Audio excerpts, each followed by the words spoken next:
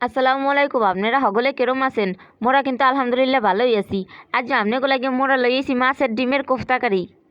হেলিকে প্রথমে মোরা ধুইয়ে রাখা মাছের ডিমগুলারে করইতে দিয়া নুন আর হলদি দিয়ে হেদ্দ করে লইতে আসি। হেদ্দ করে পানিগুলারে কিন্তু এককালে টানে লইতে হইবে। হেদ্দ করা ডিমের লগে লই লইছি একটা হেদ্দ করা আলু। হেয়ের লগে লই লইছি পেঁয়াজ কুচি, মরিচ কুচি, ধনিয়া পাতা কুচি, হলদির গুঁড়ি, মরিচের গুঁড়ি, নুন, গরম মশলার গুঁড়ি, জিরার গুঁড়ি, ধনিয়ার গুঁড়ি এই লই এককালে ভালো মতন মাখতে হইবে। এখন আপনারা এইগুলারে কাবাবের মতো গোল বাচ্চায় একটা শেপ দিতে পারেন। মুই কিন্তু দিছি গোল।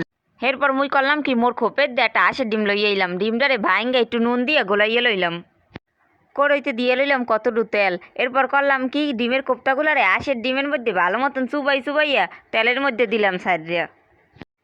এখন এই ডিমের কোফতাগুলারে উল্টাইয়ে পুল্টাইয়ে কিন্তু এককালে ভালো মতন ভাজতে হইবে।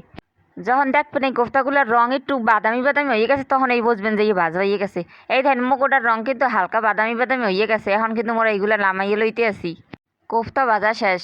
এখন মোরা অন্যটা কড়াইতে তেল দিয়ে লইছি। এই তেলের মধ্যে মোরা দিয়ে দিম পেঁয়াজ কুচি দেওয়ার পর একটু ভাজে লম। একটু যখন ভাজা ভাজা হয়ে যাবে তখন এর মধ্যে দিয়ে দিমু আদা রসুন বাটা।